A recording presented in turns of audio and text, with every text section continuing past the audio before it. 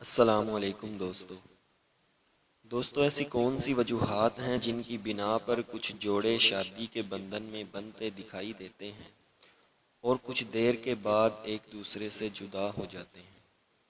دوستو یہ ہمارے معاشرے کا ایک کامن مسئلہ بن چکا ہے۔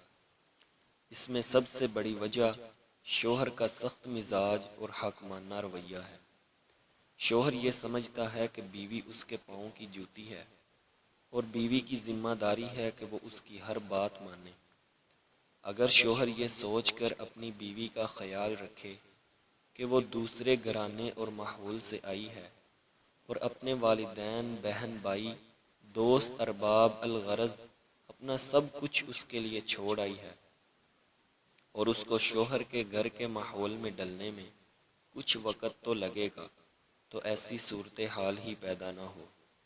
اسی طرح اگر لڑکی کے ساس سسر یہ سوچیں کہ دلہن ایک مختلف ماحول میں پیدا ہوئی، اس کی تربیت ایک الگ انداز میں ہوئی، اس کے والدین نے اسے نیک تمناؤں کے ساتھ رخصت کیا ہے اور اب وہ ایک اجنبی ماحول میں آ گئی ہے جہاں اس کے لیے اپنے گھر جیسا ماحول، آزادی، بے فکری سب ختم ہو جاتے ہیں۔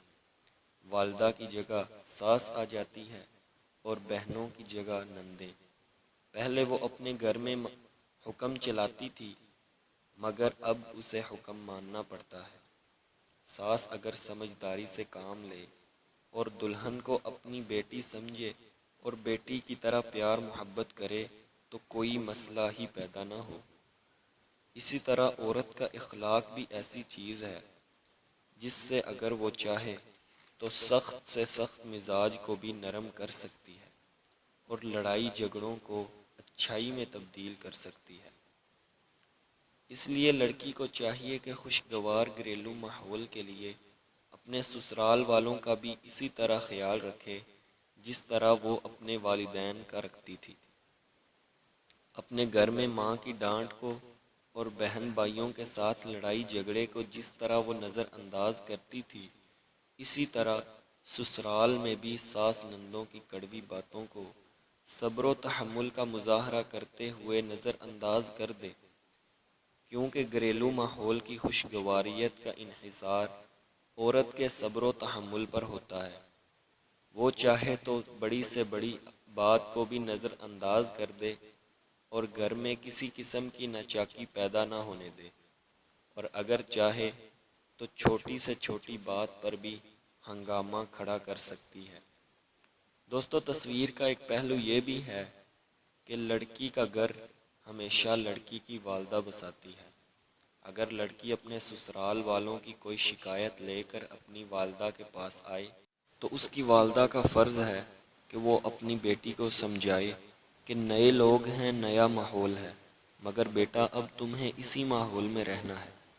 اس لیے ان لوگوں کو سمجھو۔ لڑکے کبھی تبدیل نہیں ہوتے، ہمیشہ لڑکی کو تبدیل ہونا پڑتا ہے، اس لیے ان کے ماحول میں ڈل جاؤ اور صبر و تحمل کا مظاہرہ کرو۔ اسی لیے گھر کے خوشگوار ماحول کے لیے ضروری ہے کہ دونوں اطراف سے درگزر اور اعلیٰ اخلاق کا مظاہرہ کیا جائے اور صفت انسانی کے تحت ایک دوسرے کا خیال رکھا جائے، ایک دوسرے کی تلخ باتوں کو نظر انداز کر دیا جائے تو قباحتوں سے بچا جا سکتا ہے، کیونکہ تالی ہمیشہ دونوں ہاتھوں سے ہی بجتی ہے۔